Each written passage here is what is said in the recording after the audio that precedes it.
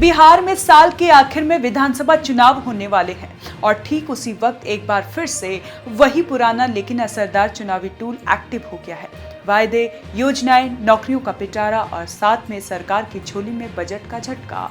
मुख्यमंत्री नीतीश कुमार जो दशकों से बिहार की राजनीति का बड़ा चेहरा है, उन्होंने चुनावी साल में वो सब कुछ खोल दिया जिससे जनता को लगे कि सरकार उनके लिए कुछ कर रही है। लेकिन सवाल उठता है कि जो चीजें वायदे की शक्ल में सामने आई है, उनके पीछे वित्तीय आधार क्या है? सरकार ये पैसा कहां से ला रही है?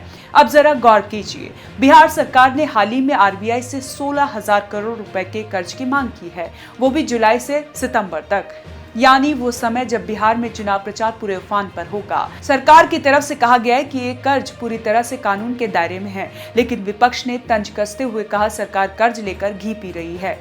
चुनाव बाद इनका हाजमा खराब हो जाएगा और सारी योजनाएं बंद हो जाएगी। असल में जो पैटर्न बन रहा है वो कुछ ऐसा है।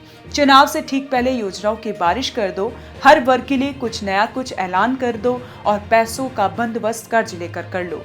फिर चुनाव जीतने के बाद धीरे धीरे योजनाओं को या तो बंद कर दो या ठंडे बस्ते में डाल दो, और अगर सरकार नहीं बनती तो अगली सरकार के गले में वो पूरा वित्तीय बोझ डाल दो। अब जरा नजर डालते हैं उन बड़ी योजनाओं पर जिनका ऐलान हाल के हफ्तों में नीतीश सरकार ने किया है। सबसे पहले बात करें सामाजिक सुरक्षा पेंशन की।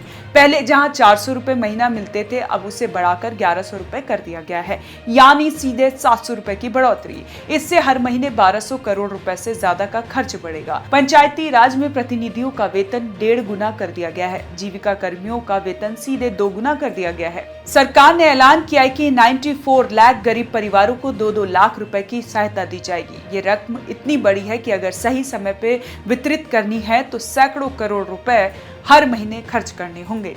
इसी बीच ऐलान होता है कि 1 अगस्त 2025 से राज्य के सभी घरेलू उपभोक्ताओं को 125 यूनिट तक बिजली फ्री दी जाएगी। इसका सीधा असर राज्य के राजस्व पर होगा। जहां से पैसा आता था, अब वो राजस्व कम हो जाएगा।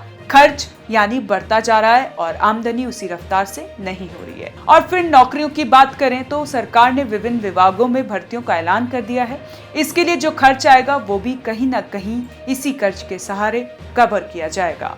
आज पूरे घटनाक्रम में जो बात सबसे गंभीर है वो ये कि राज्य सरकार ने जो कर्ज मांगा है वो एक अस्थायी व्यवस्था नहीं है, वो चुनावी फायदे के लिए खड़ा किया गया एक आर्थिक महल है जिसकी नींव कर्ज पर टिकी है, और इस कर्ज का सीधा असर अगली सरकार पर पड़ेगा, चाहे वो नीतीश की हो या किसी और। फिलहाल बिहार सरकार पर 4,06,470 करोड़ रुपए का कर्ज है और 2025 से 2026 के वित्तीय वर्ष के अंत तक इसका बकाया अनुमानित कर्ज जीएसडीपी का 37% रहने का अनुमान है। इसी साल सरकार को हर दिन 63 करोड़ रुपए ब्याज के रूप में चुकाने पड़ेंगे। इसके अलावा मूलधन में 22,820 करोड़ रुपए भी इसी वित्तीय वर्ष में चुकाने हैं, यानी कुल मिलाकर 45,813 करोड़ रुपए की देनदारी इस साल में है।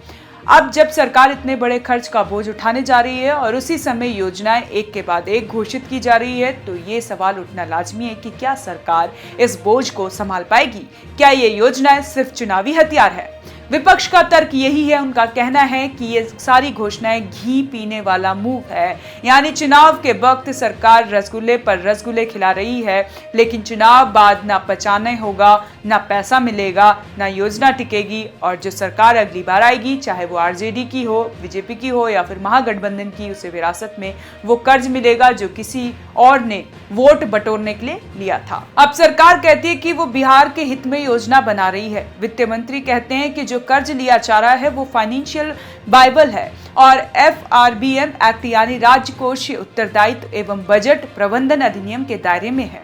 लेकिन अगर आप राज्य का घाटा देखें तो 2024-2025 के संशोधित अनुमानों के मुताबिक बिहार का राजकोषीय घाटा GSDP का 9% है, जो कि तय सीमा यानी 3% से 3 गुना ज्यादा है।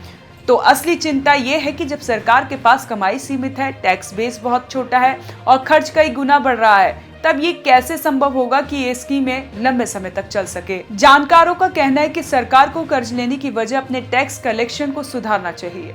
बिहार जैसे राज्य में छोटे उद्योगी, ग्रामीण व्यापारी और असंगठित क्षेत्र से टैक्स उगाही लगभग नहीं के बराबर है। वहीं इन्वेस्टमेंट क्लाइमेट की इतनी अच्छी नहीं है कि बाहर से पूंजी आए और रोजगार पैदा हो। नीतीश सरकार ने पिछले साल बुनियादी ढांचे पर 48,000 करोड़ खर्च करने की योजना बनाई थी। नीतीश सरकार ने पिछले साल बुनियादी ढांचे पर 48,000 करोड़ खर्च करने की योजना बनाई थी, लेकिन उसका असर दिखाने के लिए 5 से 10 साल चाहिए। सवाल ये है कि इतने समय तक इन योजनाओं की फंडिंग कैसे ही की जाएगी। अब इस पूरे मुद्दे को जनता के नजरिए से देखिए।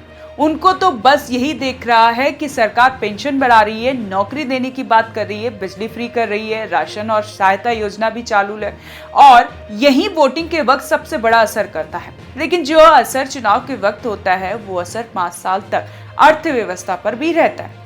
तो अब कहानी का निचोड़ ये है कि नीतीश सरकार ने चुनाव जीतने के लिए जो घोषणाएं की है वो अगर लागू होती है तो जनता को फायदा होगा, लेकिन राज्य के बजट पर बोझ कई गुना बढ़ जाएगा। और अगर सरकार ये योजना लागू नहीं कर पाई या बीच में बंद करनी पड़ी तो इसका नुकसान राजनीतिक स्तर पर हो सकता है।